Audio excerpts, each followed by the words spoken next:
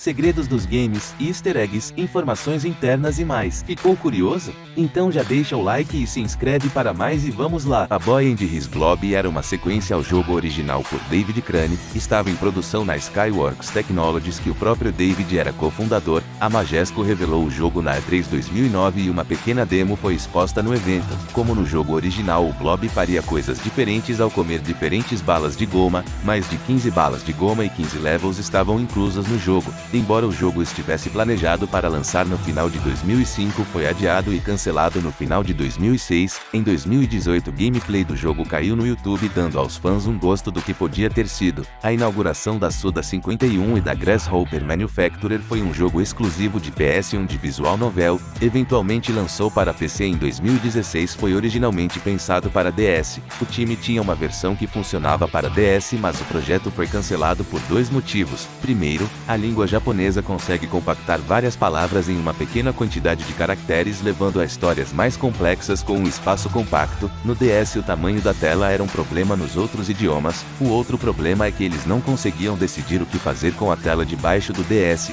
A Suda51 disse: já que estávamos trabalhando em vários outros jogos na época, nós só não tínhamos a energia para resolver. O time considerou dar o jogo de graça na Tokyo Game Show, mas isso custaria ao estúdio uma enorme quantidade de dinheiro. No fim, o port do DS foi cancelado.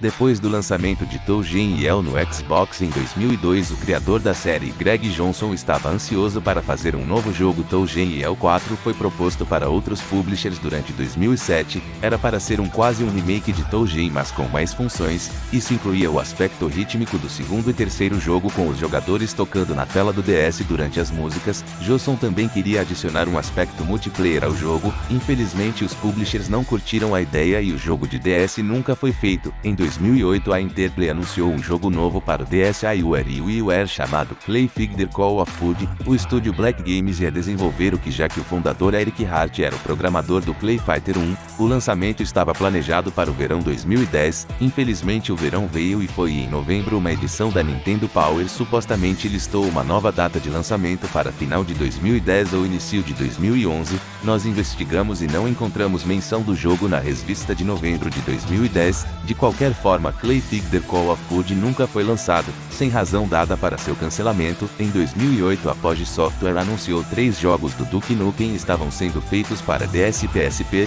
Esses jogos eram conhecidos pela trilogia Duke Nukem. Dos 3, a Apogee só lançou Duke Nukem Critical Mass. Quanto aos outros jogos, se acreditava ser um port do Duke Nukem Mobile, que era originalmente de Zodiac portátil, em maio de 2004, enquanto Critical Mass era um side-scroller. Duke Nukem Mobile era um FPS. A versão de Zodiac lançou em maio de 2004 e foi portada para mobile em 2007 com modo multiplayer e 7 extra levels. Já que a versão de DS tinha as mesmas funções, especula-se que foi produzida ao mesmo tempo. Em abril de 2020, um fã do canal chamado The Escapades avisou que um cartucho demo do port foi vendido por um vendedor no eBay que morava em Oregon. O desenvolvedor Machine Works ficava em Oregon, o que pode explicar como alguém conseguiu o cartucho. The Escapades mandou a primeira gravação desse port para o YouTube em maio de 2020. Houve rumores de um port do DS3 Arena sendo feito. O cofundador da ID Software, John Carmack, falou sobre isso na QuakeCon em 2007. Ele disse que talvez estivesse trabalhando em um port do Quake 3 Arena para o DS e então disse: "Eu tenho certeza que vou fazer isso acontecer." Ele disse que gostaria que o jogo fosse limitado ao estilo de controle de Doom, utilizando o D-pad em vez de controle STAT, e não se ouviu falar mais do jogo. Em algum ponto, um jogo de Katamari estava em desenvolvimento para DS, provavelmente baseado em Katamari Damacy. O jogo estava na lista de jogos para lançar na edição de março de 2005 da Nintendo Power. Naquele mês, a IGN entrou em contato para ver se a lista estava correta. A resposta da Namco foi: "Até o momento não fizemos nenhum anúncio sobre o futuro desenvolvimento da franquia." Enquanto a série teve novos jogos, incluindo um spin-off pelo DSiWare, Katamari DS nunca aconteceu. O cancelado Geist DS era provavelmente uma sequência ou um port do jogo de aventura e tiro em primeira pessoa de GameCube Geist. O desenvolvedor Indie Space parece ter trabalhado em Geist DS em algum momento no meio de 2000, embora nunca anunciado oficialmente, traços da existência do game foram encontrados dentro da ROM da versão de DS do Call of Duty 4 Modern Warfare, que também foi feito pela IndieSpace. Os arquivos credits.bin e credits.txt contêm uma lista de créditos para Geist DS para Nintendo DS.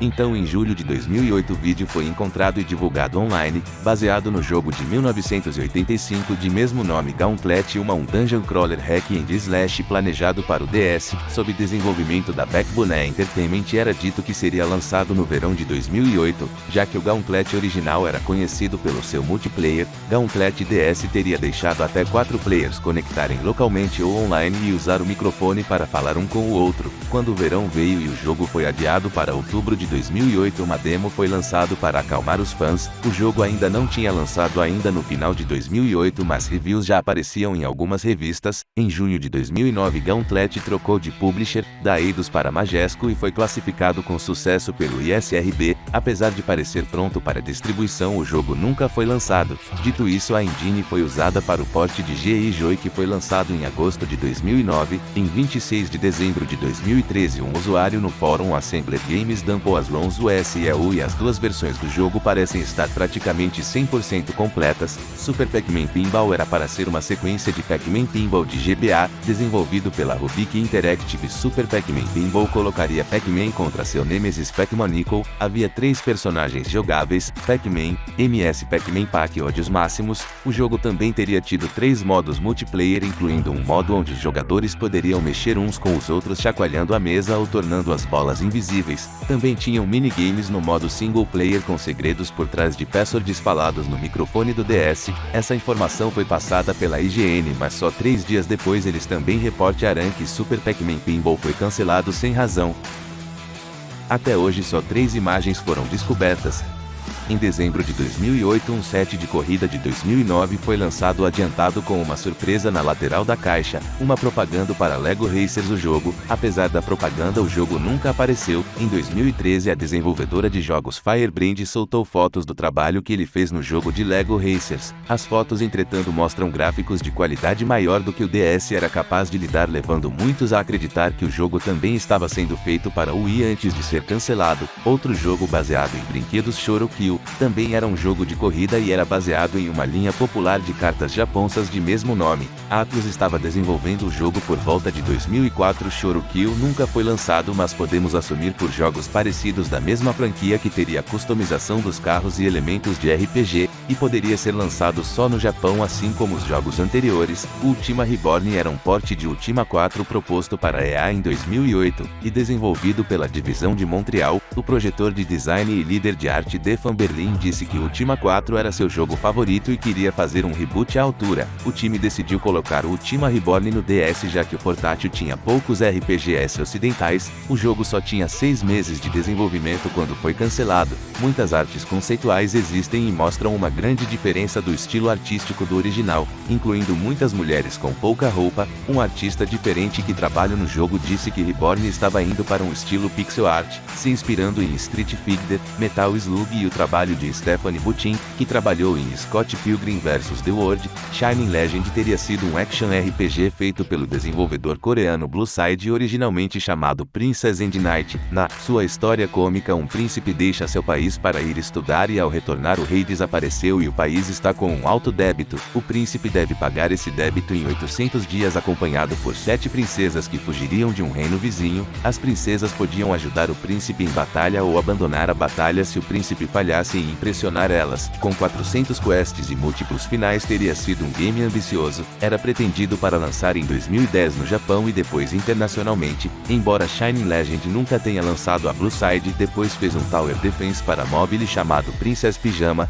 que é levemente remanescente do título de DS. O estúdio canadense Blossom Soft tinha 3 títulos em desenvolvimento para DS que foram cancelados. O fundador do estúdio, que atendia pelo apelido Elder Prince, se importava muito com os projetos. Um dos jogos, chamado Mimic Book, Era algo que o Elder Prince disse ser muito especial, disseram que seria um que agradaria a todos os tipos de amantes de RPG, especialmente aquelas em busca de novidade. Um segundo projeto chamado Gunner seria o seguinte depois do lançamento do Mimic, era um RPG de aventura side-scroller dito conter uma função genial. O jogo se passaria num ambiente pós-apocalíptico vagamente inspirado em lendas nórdicas. O último projeto se chamava Sagrada Guardian, foi inicialmente projetado para GBA sob o nome O Eternal Lords. O jogo seguiria 4 personagens em uma lendária cidade de ouro chamada a Cidade Brilhante. Sagrada Guardians teria gráficos 3D em tempo real e cinemáticas com dublagem. Em 2008 ambos Mimic Book e Gunner foram confirmados como em espera, já que assuntos pessoais de Elder levaram a dificuldades no desenvolvimento. Embora os 3 não tenham sido lançados, Prince lançou um jogo para PC em 2008 e continua a fazer jogos. O jogo Cerulean Dreams era um shoot